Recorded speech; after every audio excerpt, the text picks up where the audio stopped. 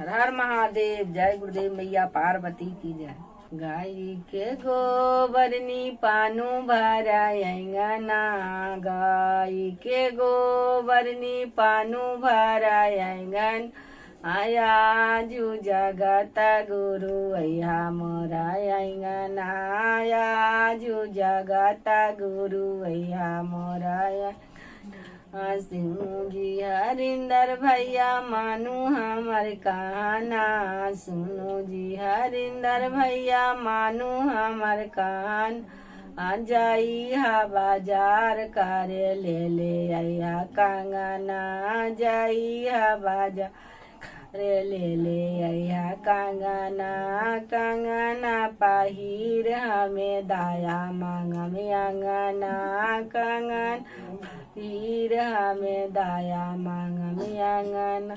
गाय के गोबर नी पानु भरायंगना, गाय के गोबर नी पानु भरायंगना। या जू जगत गुरु अया मोरायंगना, या जू जगत गुरु अया मोरायंगना।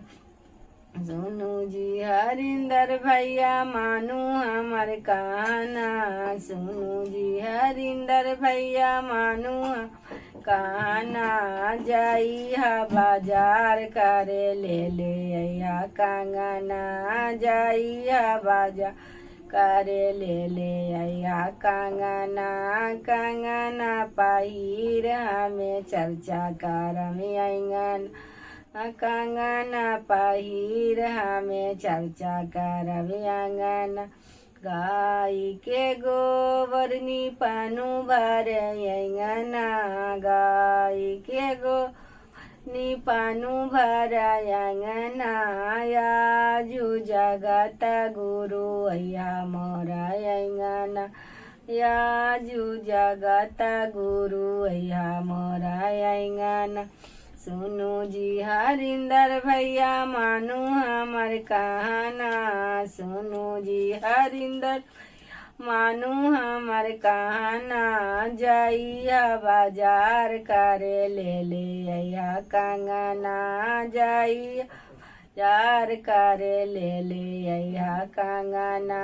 कंगना पहिर हमें दाया मांगम कंगना पहिर हमें भजन करम अंगना। गाय के गोबर नी पानु भरायंगना, गाय के गोबर नी पानु भरायंगना। या जू जगत गुरु अया मोरायंगना, या जू जगत गुरु अया मोरायंगन। सुनु जी हरिंदर भैया मानू हमर कहना, सुनु जी हरिंदर भैया मानू हमर कहना। जाई हा बाजार करे ले आया जलवा, जाई हा बाजार ले आया जलवा। कंगना पहिर हमें चर्चा करम, कंगना पहिर हमें चरना पखारम अंगना। गाय के गोबर नी पानु भरायंगना, गाय के गोबर नी पानु भरायंगना।